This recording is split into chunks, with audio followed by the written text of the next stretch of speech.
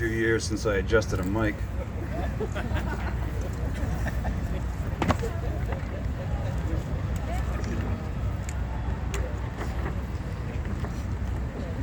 Well, to echo Justin, yeah, here we are in front of the White House. Who of us, especially those born into a high control group, ever would have thought we would end up here? Only those of us that have lived it can understand how anathema it is to our former selves to be here. My name is Will Chandler, and I was raised as a Jehovah's Witness. I am honored to be speaking in front of you. I can't go any further without giving credit to and thanking my soulmate, Victoria Jones. It is her love that has healed me and given me the strength to be standing here in front of you. Our story is about the power of love. The way I see it, our job is to be educators. We are the experts in our field. We have participatory knowledge. We have lived it. We can educate the public and those in positions to make real change. The education we can provide will help protect some of the most vulnerable in our society. We are here to expose human rights issues, of which most are unaware. The two topics I have chosen to speak on today are the shunning of children and the cover-up of child sexual abuse within high control groups. These evil and twisted practices must be forced to end. It is a bit of an ironic twist of fate that I was raised in the cult of Jehovah's Witnesses. I have witnessed more than most in this life. As a warning, some of my traumas may be uncomfortable to hear. Being raised a witness, I am a survivor of just about every type of abuse you can think of, to include shunning and being trafficked by my Jehovah's Witness stepfather. I have been dealing with shunning since I was 16 years old when I left the cult of Jehovah's Witnesses. I am one among millions that knows this pain. Due to the fact that Vicky chooses to be here out of love, means that what little communication and contact she used to have with her family has ceased. No one, in particular a child, should have to live with this burden. Look at us, look around. Some of us here dare not show their faces. And why is that? They do not want to have intimate knowledge of the pain that some of us have known since childhood. The shunning of children is a human rights violation that must be forced to end.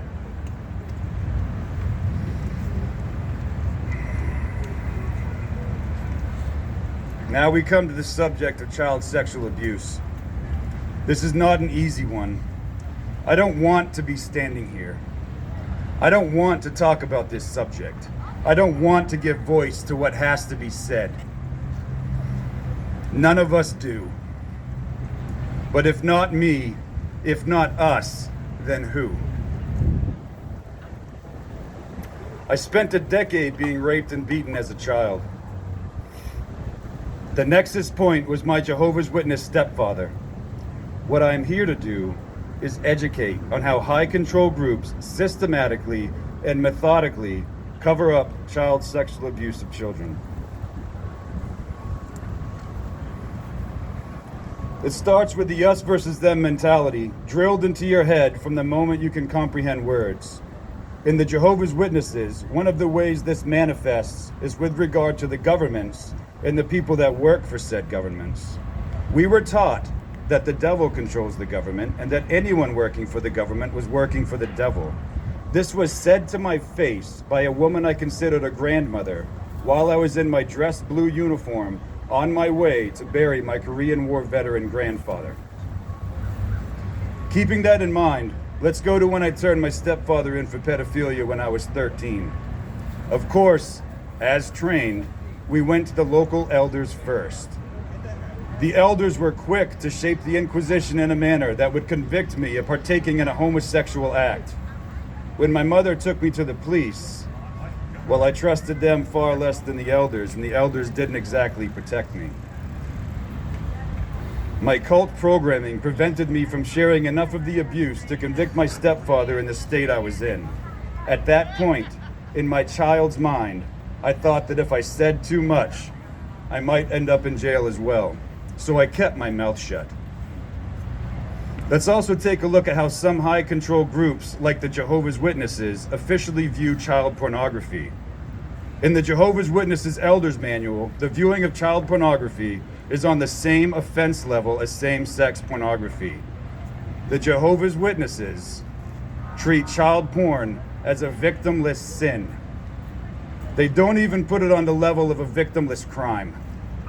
As a survivor of this type of child trafficking, I am not willing to be accepting of this viewpoint. We all call on those in power to stand with us and protect children in high control groups from a fate like mine. I want to wrap up by talking for a minute about the insular nature of high control groups, in particular the struggles of those with the strength to leave. The struggles of perception in what to us is an alien environment. Now, I'd been out of the cult for a few years by this point. Man, I just didn't quite fit in and didn't quite understand the world around me. I was also still so insanely naive from being raised in a high control group, but I was navigating the world passably enough. On 9/11/2001, I was serving in the Presidential Salute Battery as a member of the Honor Guard here in the MDW area. My platoon and I were first responders to the Pentagon crash site and were there for the entirety of Operation Noble Eagle. One of my biggest takeaways from 9/11 was to see the genuine love that was so freely and sincerely given to those of us trying to find survivors and then sadly recover what remains we could, while also burying some of them in Arlington National Cemetery. It was the love shown by the volunteer groups and religious organizations that really caught my attention. Being raised as a Jehovah's Witness, I was taught that all groups like this were false and evil and worked directly for the devil. Well, there's the old saying of, you know a tree by its fruit. I saw good fruit given to those in chaos. This showed me then, and it shows me now, that we are not alone. That is why we are here today, out of love. We are here to do the right thing, to fight for those that cannot fight for themselves. The human rights violations of shunning children and covering up child sexual abuse will come to an end as we stand together in love. I will leave you with a quote that echoes both Edmund Burke and Marcus Aurelius. The only thing necessary for the triumph of evil is for good people to do nothing. Thank you.